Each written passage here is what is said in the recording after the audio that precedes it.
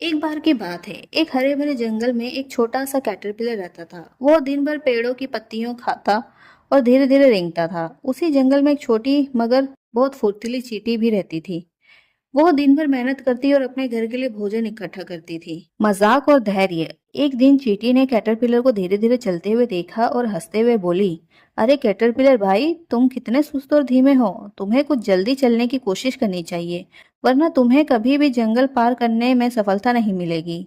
Caterpillar मुस्कुराया और धीरे से बोला, शायद तुम सही कह रही हो, पर हर किसी का सफर अलग होता है। मैं अपनी गति से खुश हूँ और मुझे भरोसा है कि एक दिन मैं आसमान में उड़ सकूंगा। चींटी ने ये सुनकर ठहाका लगाया और कहा, उड़ना तुम, यह तो मजाक है। तुम बस एक रेंगने वाले जीव हो जो कभी उड़ नहीं सकता।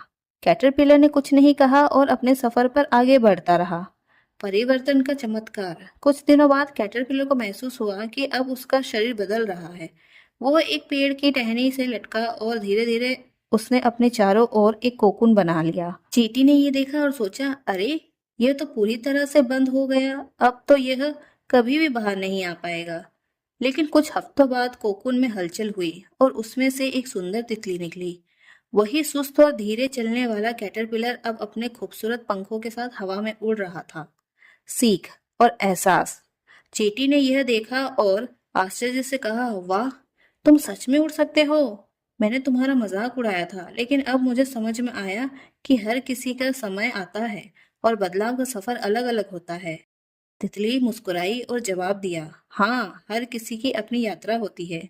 हमें खुद पर भरोसा रखना चाहिए और धैर्य के साथ अपने लक्ष्य की ओर बढ़ना चाहिए। शिक्षा। कभी भी किसी की क्षमता को कम नहीं समझना चाहिए।